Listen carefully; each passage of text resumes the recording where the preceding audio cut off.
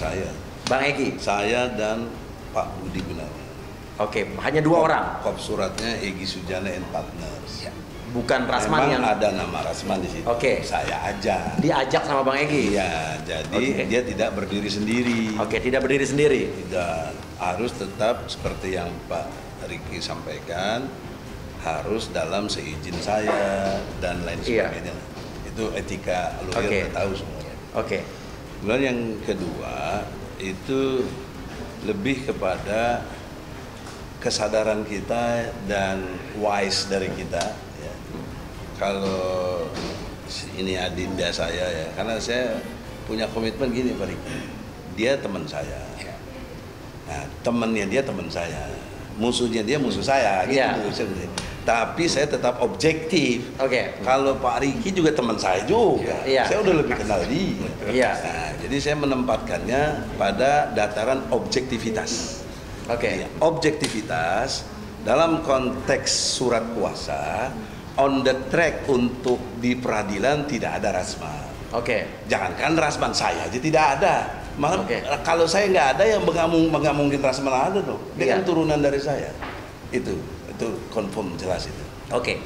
Berarti yang keduanya, saya agak risau sedikit dengan brother saya Pak Riki. Nanti habis ini saya mau cari dia.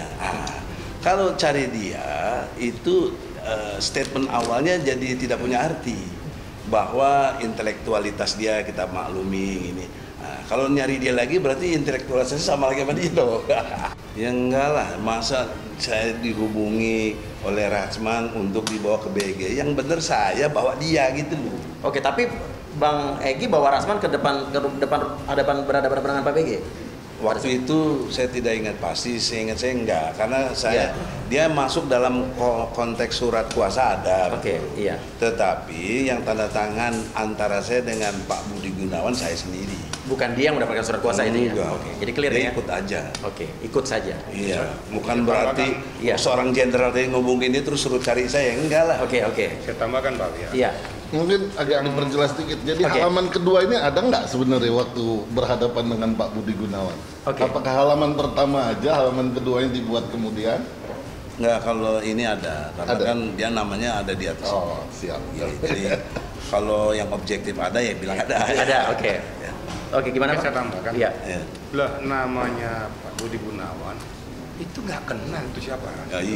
Dia kenalnya ke Bang Egy. Kalau Bang Egy sudah puluhan tahun kenal sama saya. Siapa yang nggak kenal di kepolisian namanya Bang Egy? Jangan ngaku-ngaku bahwa dia yang dihubungi. Bang Egy lah yang dihubungi. Saya tahu pasti itu. Jadi makanya dia luruskan, makanya senior saya ada di sini untuk duduk di sini yang objektif. Ayo kita katakan objektif. Sehingga publik juga kita ajarkan untuk hal-hal yang objektif juga tentang hukum. Gitu loh Pak ya kira-kira. Nah ini sebagai advokat nih Bang, gimana Bang? Ya kalau sebagai advokat objektif ya. Harus objektif dong Bang. Itu tidak dibenarkan kalau tidak ada izin saya tadi. Dan logika berikutnya dia bikin kartu nama sendiri, saya tidak tahu. Dan dia bukan juru bicara dan bukan wakil ketua tim advokasi. Orang kalau tampil di TV atau dimana yang dipanggil saya, kok yang ngomong saya.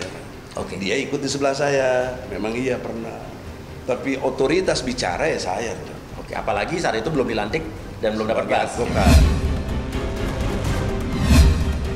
Saya tidak peduli Abang Jenderal sekaligus bakal lawan. Ini gimana Bang? Gimana tuh Bang Egy? Jadi begini aja. Kalau saya menanggapi Adinda Rasman ini, saya cukup tersenyum dan tertawa. Istilahnya saya harus bisa membedakan kadar intelektual saya dengan dia. Artinya? Ya kalau saya terpancing dengan dia sama dengan intelektual saya GMR dong.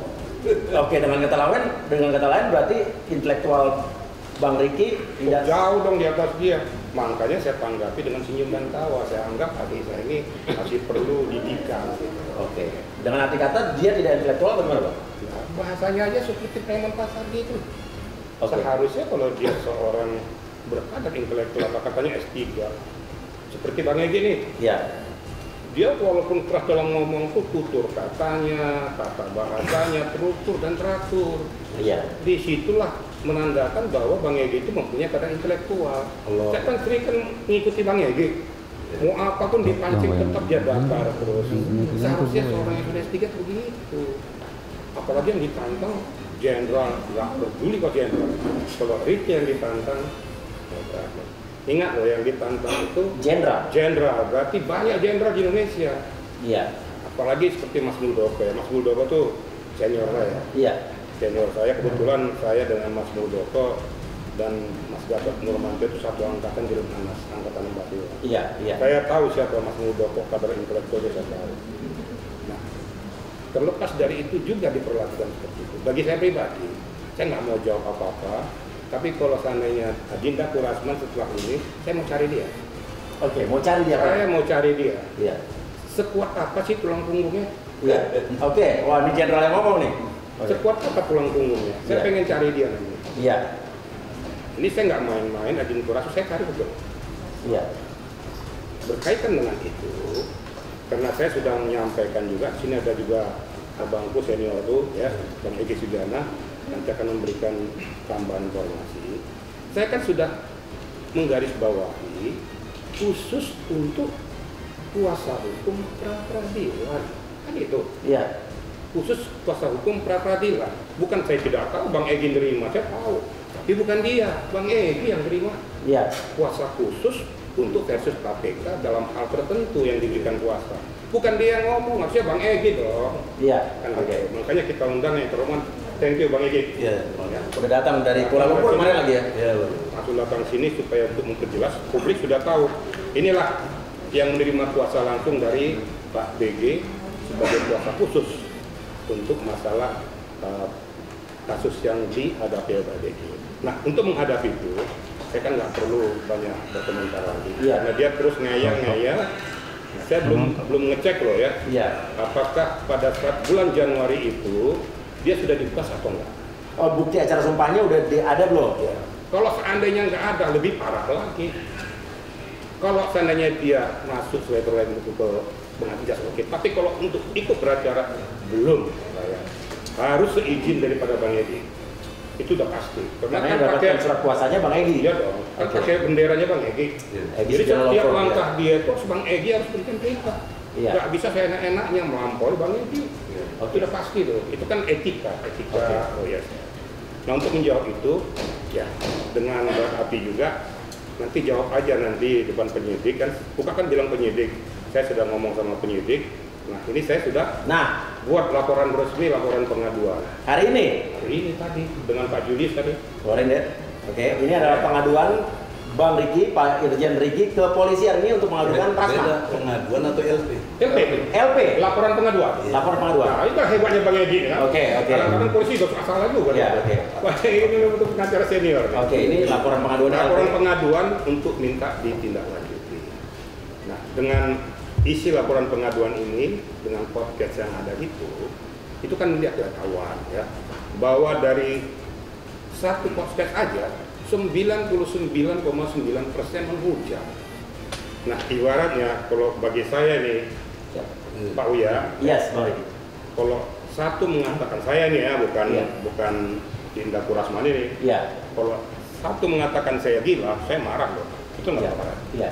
Tapi kalau sudah mulai 1000 mengatakan saya gila, saya mikir juga nih. Iya, jangan-jangan waduh, saya perlu memeriksakan diri ke psikiater nih. Betul. Iya. Kalau lebih 10.000, jangan-jangan saya dibawa keluarga saya ke rumah sakit jiwa, betul. Oke. Jadi sudah nggak benar nih otaknya Pak Ricky ini kan kayak gitu.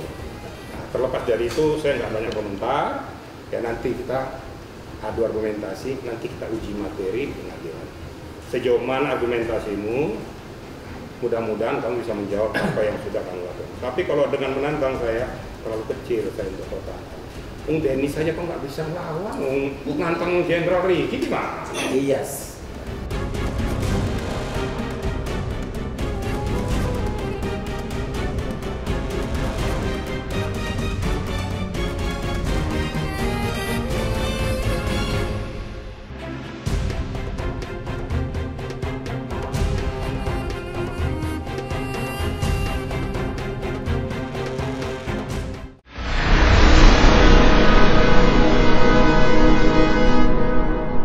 Jadi jangan lupa untuk subscribe Cumi Cumi.